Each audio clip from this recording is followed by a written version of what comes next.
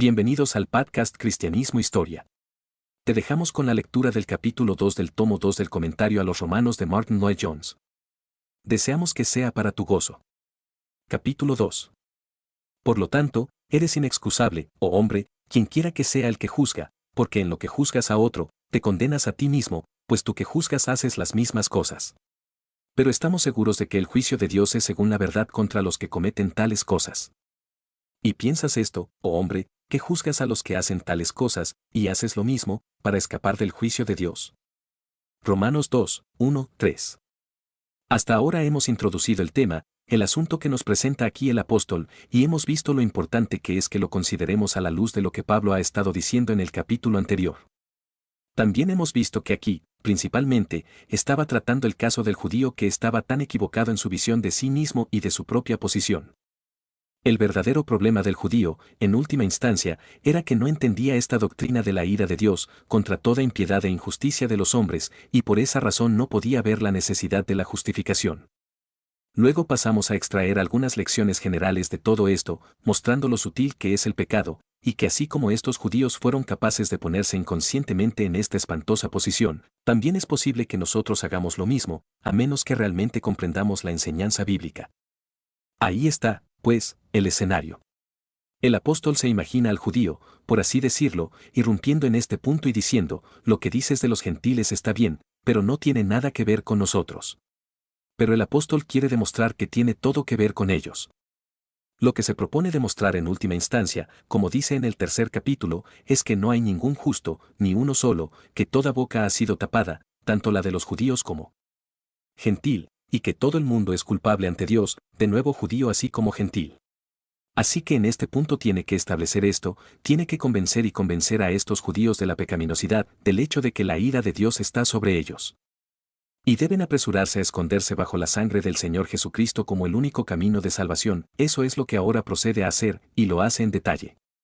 Lo primero que hace es demostrar, en el versículo 1, que el judío no tiene ninguna excusa, porque realmente se condena a sí mismo. Por lo tanto, eres inexcusable, oh hombre, cualquiera que sea el que juzga, porque en lo que juzgas a otro, te condenas a ti mismo, pues tú que juzgas haces lo mismo.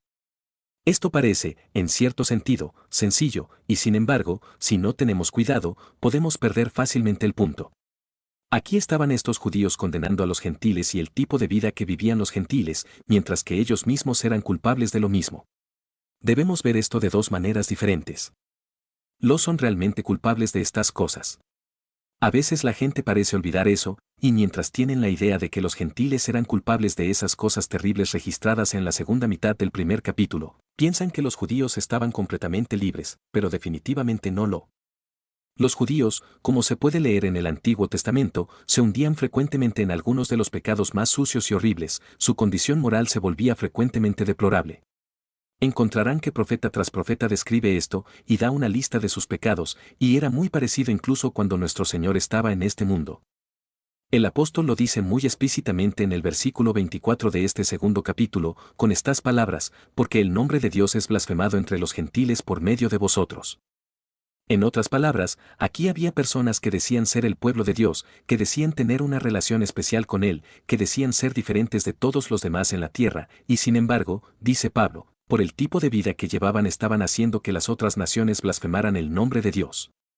Las otras naciones miraban y decían, bueno, si esto es lo que significa ser el pueblo de Dios, si esto es lo que sucede cuando la gente afirma que son el objeto inusual de la bendición y la bendición de Dios, entonces no queremos conocer a Dios, y no queremos ser bendecidos por Él, así que ahí, me parece, se afirma de forma bastante clara y explícita que los judíos eran realmente culpables de estas cosas. Esto es lo que Pablo quiere decir, por lo tanto, cuando dice, porque tú que juzgas, hace las mismas cosas.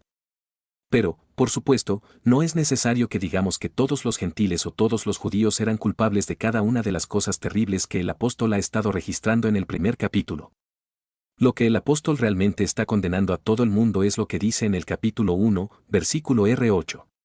Dice, la ira de Dios se revela desde el cielo contra toda impiedad e injusticia de los hombres que detienen la verdad con injusticia. Esto es muy importante porque hay personas que evaden este argumento aceptando que, por supuesto, no hay nada que decir para cualquiera que sea culpable de esas sucias perversiones, hombres que arden en su lujuria unos con otros, mujeres con mujeres también, y todas estas otras cosas, estando llenos de toda injusticia, fornicación, maldad, codicia. Por supuesto, dicen, no hay nada que decir de ese tipo de cosas, pero nunca hemos sido culpables de tales cosas. Y como no son culpables de esas cosas, se imaginan que ya no son pecadores y que nunca lo han sido. Así que ves lo importante que es que nos demos cuenta de que hay una diferencia entre ser culpable ante Dios y estar bajo la ira de Dios y la comisión de pecados particulares. Lo que el apóstol dice es que la ira de Dios está sobre toda impiedad de los hombres. Se puede ser una persona muy respetable moralmente y sin embargo ser impío. Como vimos en el capítulo 1, él pone la impiedad en primer lugar.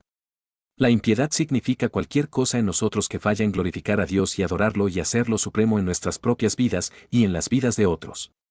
Eso es impiedad. De hecho, no hay ejemplo más terrible de impiedad que el caso de una persona que no ve ninguna necesidad de la justicia de Jesucristo.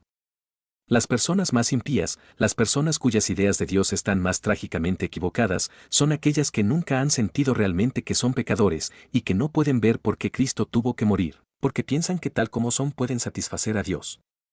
Así que, cuando lo ves así, es fácil entender cómo todos estos judíos eran culpables de impiedad y también, por supuesto, de injusticia, porque el apóstol no se detiene en las sucias perversiones.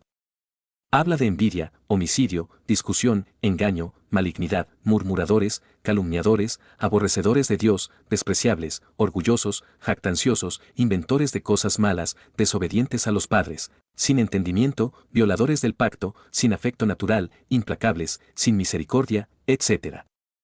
El judío, como ves, había perdido el significado de todo esto. Pero es muy importante que insistamos en el principio de que el apóstol está condenando aquí a los judíos de impiedad e injusticia. Aunque decían que eran el pueblo de Dios, y usaban el nombre de Dios, e iban regularmente al templo, eran culpables de impiedad, y él no duda en afirmarlo, era impiedad e injusticia. En otras palabras, el principio aquí, en cierto sentido, es que no es la forma del pecado lo que importa, es la esencia del pecado, que es negarse a dar a Dios la gloria que es su derecho, que es su deber.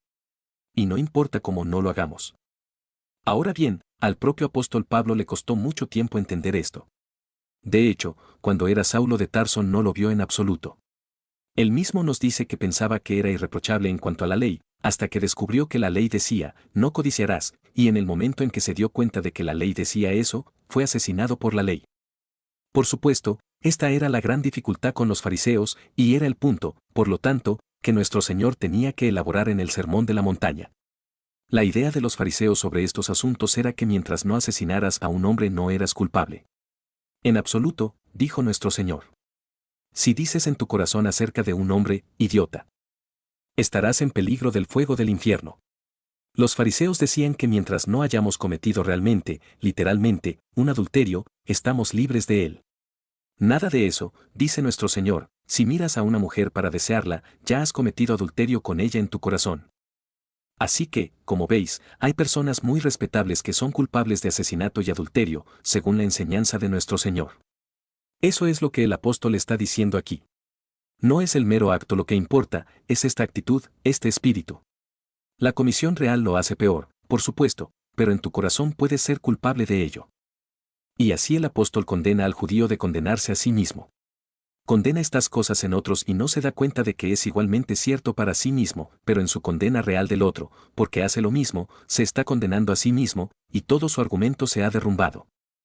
Hagamos un lado por un momento para mostrar qué resultado extraordinario del pecado es este.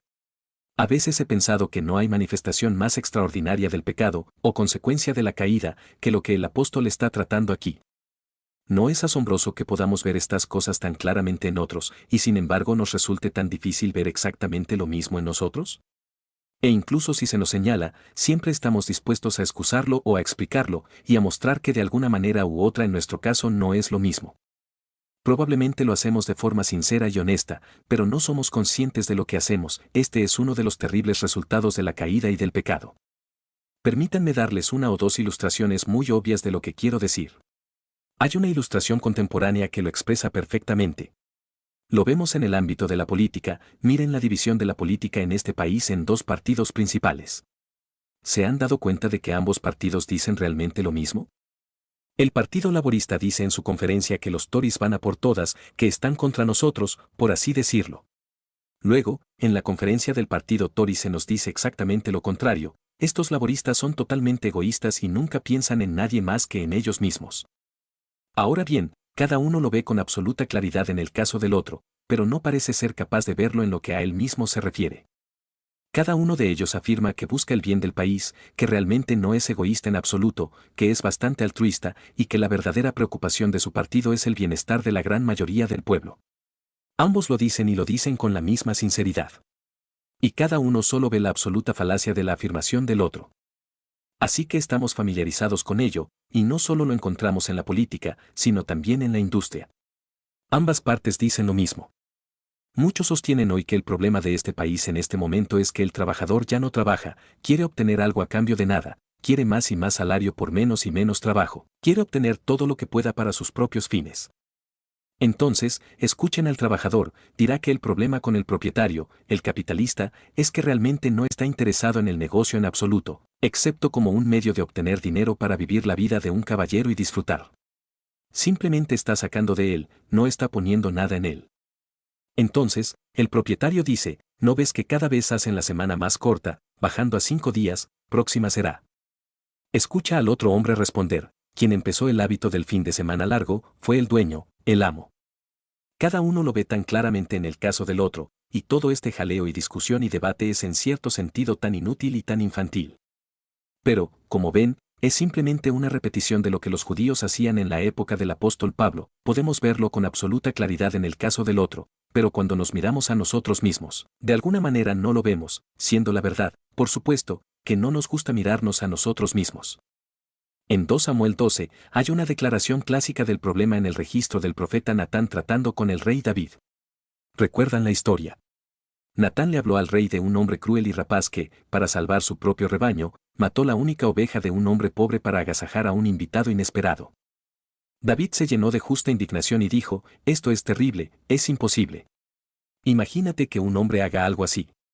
Es inhumano, es antinatural. Ese rico debe ser condenado a muerte, y el cordero debe ser devuelto 4 veces al pobre. Ahora bien, David lo creía, era absolutamente sincero y honesto. Pero entonces el profeta lo miró y le dijo: David, el hombre del que he hablado eres tú. Tú eres él. Cuando se trataba de tomar un cordero, David podía verlo claramente, pero cuando se trataba de tomar la esposa de otro hombre, no podía verlo en absoluto porque él era el hombre que lo había hecho. David no estaba siendo hipócrita, no estaba siendo deshonesto, realmente no lo había visto. Siempre hay algo diferente cuando tú y yo hacemos algo malo. Ese es el problema. Ahí es donde el pecado no solo nos ciega, sino que nos pervierte y nos tuerce, así que llegamos a este extraordinario resultado: podemos ver estas cosas tan claramente en otros, pero no podemos verlas en nosotros mismos. No solo eso, sino que estamos tan dispuestos a denunciar a los demás y a juzgarlos y condenarlos, que no nos damos cuenta, mientras lo hacemos, de que en realidad nos estamos condenando a nosotros mismos.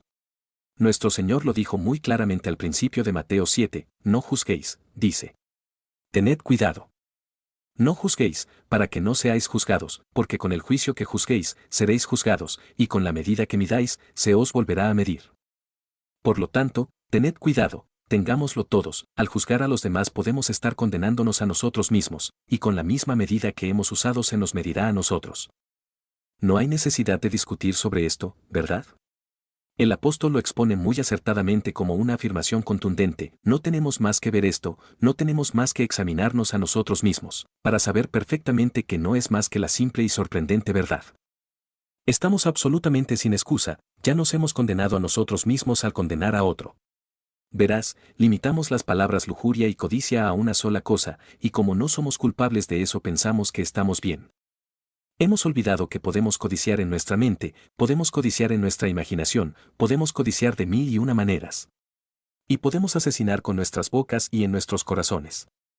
Porque lo limitamos a una sola forma pensamos que somos inocentes, pero al condenar esa cosa en otros estamos condenando la misma cosa en nosotros mismos. Este es el primer argumento de Pablo.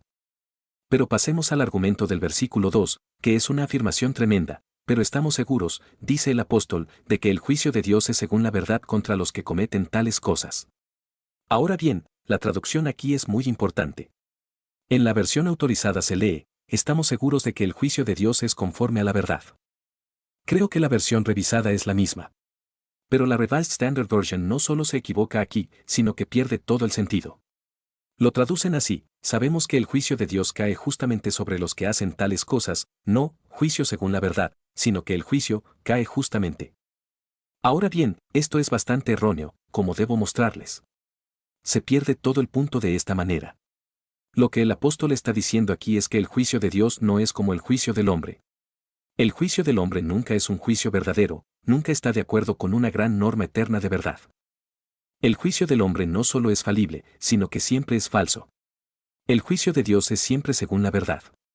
Y Pablo tiene que decir esto porque estos judíos estaban dispuestos a escurrirse en cualquier punto que creyeran poder descubrir.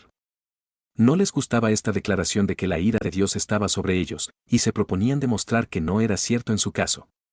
Pueden hacer declaraciones generales, decían, pero nosotros somos judíos y, por lo tanto, estamos en una posición diferente. Un momento, dice Pablo. El juicio de Dios es siempre conforme a la verdad, y no puedes escabullirte de eso. Por lo tanto, el juicio de Dios es siempre el mismo, y el juicio de Dios es eterno. Ahora bien, no me detengo a enfatizar el hecho de que Dios sí juzga. En el capítulo 1, versículo 18, vimos la ira de Dios, el juicio de Dios. Y, como Pablo demuestra en el resto de ese primer capítulo, Él lo ha revelado y manifestado por lo que ha hecho entre los gentiles y ciertamente entre los judíos.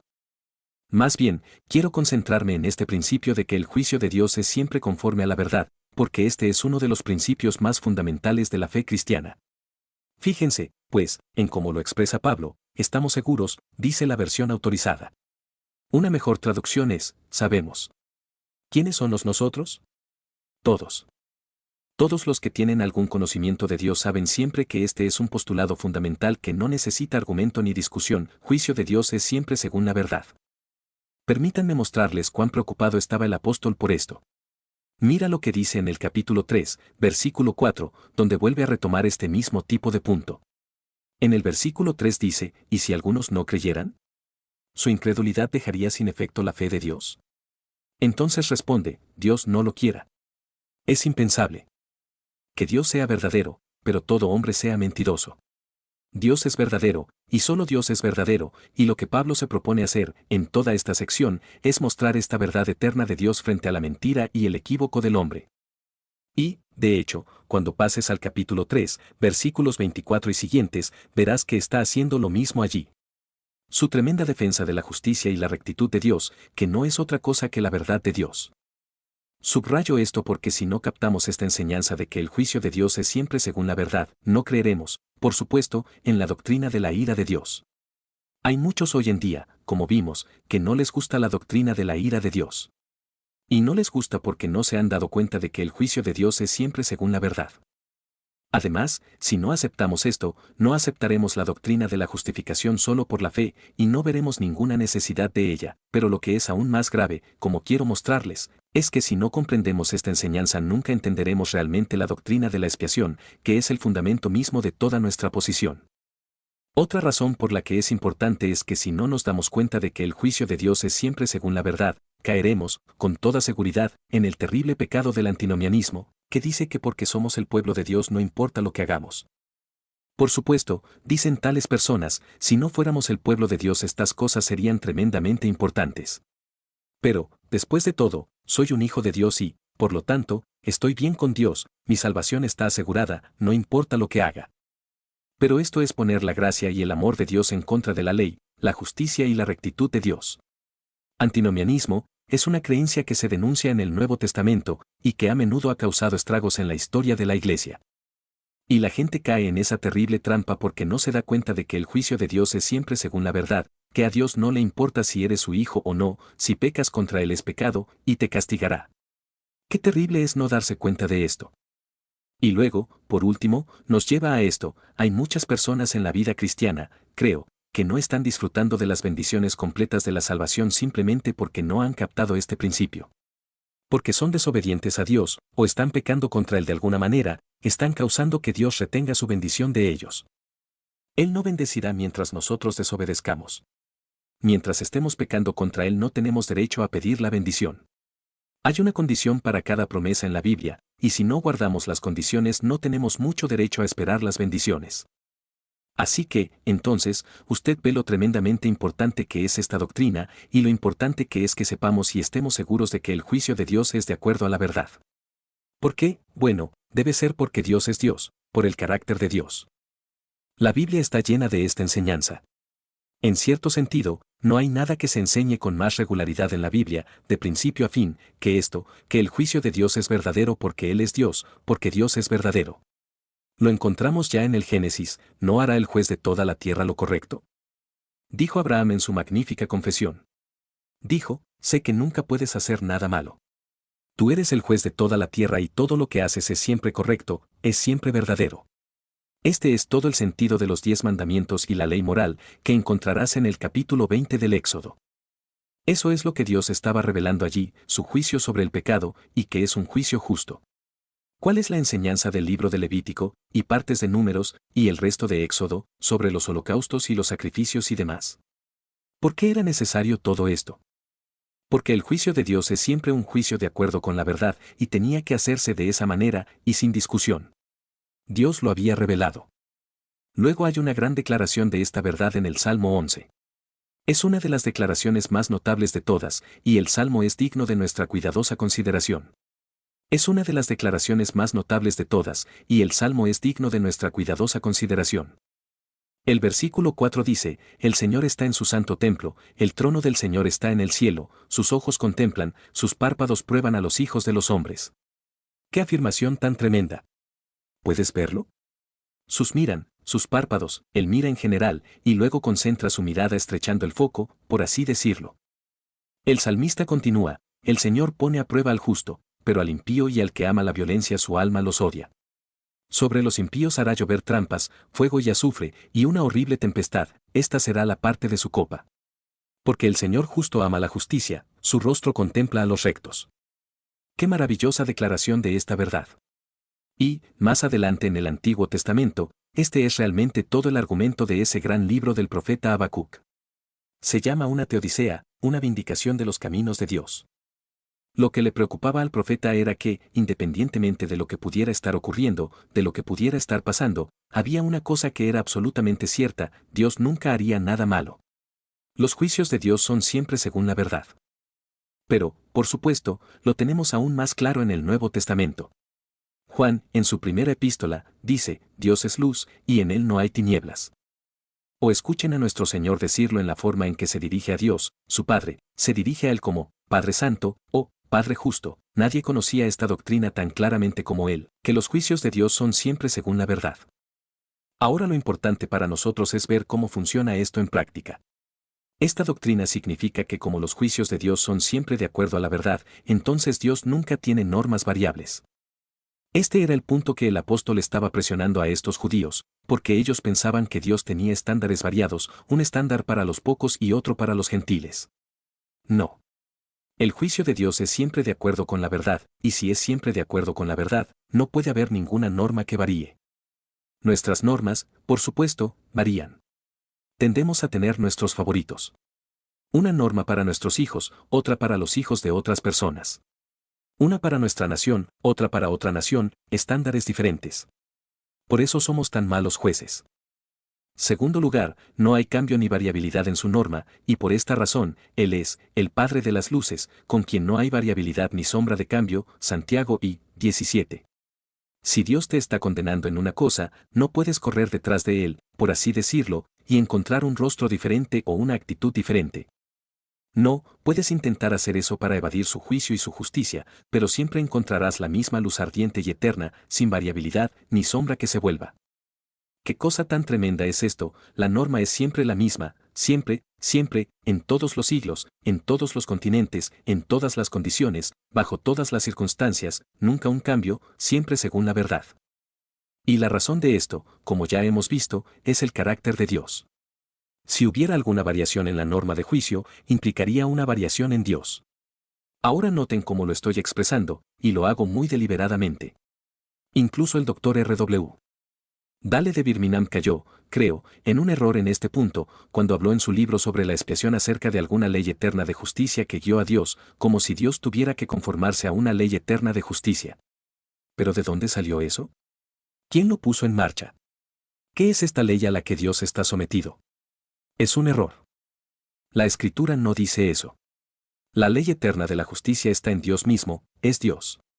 El juicio de Dios es según la verdad porque Dios es Dios, y no puede negarse a sí mismo, no puede cambiar en ningún sentido, en ningún punto, su juicio es constante y sin variación. Pero aún más, como el juicio es siempre según la verdad, se deduce que Dios en su juicio es siempre igualmente penetrante, con lo que quiero decir que nunca juzga solo por la apariencia exterior. ¿Recuerdas cómo nuestro Señor se lo dijo a la gente? Lo encontrarán en Juan 7, 24, no juzguéis según la apariencia, sino juzgad con rectitud. Dijo, ustedes fariseos, el problema con ustedes es que juzgan solo por la apariencia externa. Nunca hagáis eso. Juzgad el juicio justo, que ve tanto el interior como el exterior y tiene en cuenta el conjunto. De nuevo, se lo dijo aún más explícitamente a los fariseos, cuando les dijo, lo encontraréis en Lucas 11, 39, ahora bien, vosotros, fariseos, limpiáis, tan puntillosamente, el exterior de la copa y del plato, pero vuestro interior está lleno de vileza y maldad. Dios ve tanto el interior como el exterior, y es impensable que el juicio de Dios pueda variar de esa manera, impensable que solo vea el exterior y no el interior. No, siempre es según la verdad. O, para decirlo de otra forma, Dios no solo ve la manifestación externa, sino que ve el corazón. Una de las cosas más alarmantes que dijo nuestro bendito Señor se encuentra en Lucas 16, 15. Vosotros sois los que os justificáis ante los hombres, pero Dios conoce vuestros corazones. Porque lo que es muy estimado entre los hombres es abominable a los ojos de Dios. Vosotros, fariseos, dijo, podéis justificaros ante los hombres, porque los hombres son malos jueces, no juzgan según la verdad, pero Dios ve vuestros corazones. Su juicio penetra, es verdadero hasta el fondo, ve a través de todo. La verdad es lo que saca a la luz. O también, puedes tomarlo del capítulo 4 de Hebreos, versículos 12 y 13, porque la palabra de Dios es rápida y eficaz, que penetra hasta partir el alma y el espíritu, las coyunturas y los tuétanos, y discierne los pensamientos y las intenciones del corazón. No hay nada oculto para él, porque todas las cosas están desnudas y abiertas a los ojos de aquel con quien tenemos que tratar. Entonces, y debo enfatizar esto por su aterradora importancia, Dios como juez nunca puede ser comprado. Nunca puede ser sobornado. Nunca puedes eludirlo, por así decirlo, o de alguna manera mitigar el juicio, o influenciarlo haciendo algo que le agrade. La declaración clásica de esto se encuentra en 1 Samuel 15, 22-23 en el caso de ese hombre trágico, Saúl, el primer rey de Israel. Saúl pensó que, aunque había desobedecido a Dios, si ahora traía su holocausto. Si el Señor se hubiera puesto a hacer ofrendas y sacrificios, todo estaría bien, pero esto es lo que Dios le dijo por medio del profeta Samuel, ¿se complace tanto el Señor en los holocaustos y sacrificios como en obedecer la voz del Señor? He aquí que obedecer es mejor que los sacrificios, y escuchar que la grasa de los carneros, porque la rebeldía es como el pecado de brujería, y la obstinación es como la iniquidad y la idolatría. Allí se ve toda la enseñanza que estamos manejando aquí en Romanos. Es exactamente lo mismo, denunciaron la idolatría, sí, pero la terquedad es como la iniquidad y la idolatría. Si eres obstinado en tu voluntad contra Dios es tan malo como ser un pervertido sexual, es tan horrible a los ojos de Dios. La rebelión es como el pecado de brujería, y la obstinación es como la iniquidad y la idolatría. Porque has rechazado la palabra del Señor, Él también te ha rechazado para ser rey. ¡Qué afirmación tan aterradora! Verás, no podemos comprar a Dios con nuestros holocaustos y sacrificios. Él no los quiere. Él quiere nuestra obediencia, quiere nuestros corazones y no solo los regalos. Volvemos a encontrar el mismo argumento en Amós 5, 21-27, aborrezco, desprecio vuestras fiestas, y no oleré en vuestras asambleas solemnes. Aunque me ofrezcáis holocaustos y vuestras ofrendas, no los aceptaré, tampoco miraré las ofrendas de paz de vuestros animales gordos. Aleja de mí el ruido de tus cánticos, pues no escucharé la melodía de tus violas. Pero que el juicio corra como las aguas, y la justicia como un torrente impetuoso. ¿Me habéis ofrecido sacrificios y ofrendas en el desierto durante 40 años, casa de Israel? Pero habéis llevado el tabernáculo de vuestro Moloch y Chiun, vuestras imágenes, la estrella de vuestro Dios, que os habéis hecho, por eso os haré ir al cautiverio más allá de Damasco, dice el Señor, cuyo nombre es el Dios de los ejércitos. Amigos míos, el juicio es siempre según la verdad, y si quieren la prueba final de ello aquí está, sé que no se puede decir, pero si alguna vez intentaron, por cualquier tramo de la imaginación, decir que Dios alguna vez tuvo un favorito, supongo que el rey David habría sido ese favorito. Y sin embargo, ¿recuerdas lo que le sucedió cuando pecó? Dios no tiene favoritos, como dijo Pedro a Cornelio, Dios no hace acepción de personas. Hechos 10, 34. Santiago, en el tercer capítulo de su epístola, enseña que la sabiduría debe ser, sin parcialidad, verdadero juicio. La sabiduría que viene de Dios es primero puro, luego pacífico, amable, fácil de tratar. Sin parcialidad, siempre verdadero, sin favoritismos, sin preocupación especial por una persona, sin guiños por aquí y castigos por allá, siempre lo mismo para todos. Y así, aunque los hijos de Israel eran el propio pueblo elegido por Dios, que él había hecho y creado para sí mismo, los expulsó. Como nos dice Pablo en el capítulo 11 de Romanos, eran las ramas naturales del olivo, pero como pecaron y se rebelaron, las arrancó y ha injertado esta nueva rama no natural, los gentiles. Pero tened cuidado, dice Pablo a los gentiles, si no perdonó a las ramas naturales, cuanto menos os perdonará a vosotros si caéis en el pecado. Aunque es muy correcto que hablemos de la bondad de Dios, no olvidemos nunca que con la bondad de Dios está también la severidad de Dios, así que estas cosas deben tomarse siempre juntas. Y así, como ven, en su segundo argumento el apóstol se lo hace saber a estos judíos. Dios, dice, no es como ustedes, con sus diferentes normas y favoritismos, y personas especiales y posiciones especiales. No. Porque Dios es Dios, su juicio es siempre según la verdad. Así que él puede tener un hombre que ha sido un gran siervo suyo durante muchos años y ha hecho cosas maravillosas, pero si ese hombre cae en el pecado, no importa lo que haya hecho, será castigado. No quiero decir con eso que esté perdido, sino que sufrirá la pérdida, será castigado. No se puede reincidir sin sufrir. No se puede jugar a la ligera con Dios. No sirve de nada decir, como me he salvado, no importa lo que haga. El juicio de Dios es siempre de acuerdo a la verdad, ya sea usted un creyente o un incrédulo, el pecado es pecado. ¿No crees, a la luz de todo esto, que tal vez una de las principales explicaciones del estado sin vida de la Iglesia cristiana hoy en día es precisamente este antinomianismo inconsciente? Nos hemos vuelto culpables de esto porque siempre estamos hablando de tomarlo por fe y diciendo que nunca debemos examinarnos y nunca mirar dentro de nosotros mismos, somos salvos y estamos bien, y así nos volvemos flojos y flojas en la práctica y en la conducta, olvidando que el juicio de Dios es siempre según la verdad.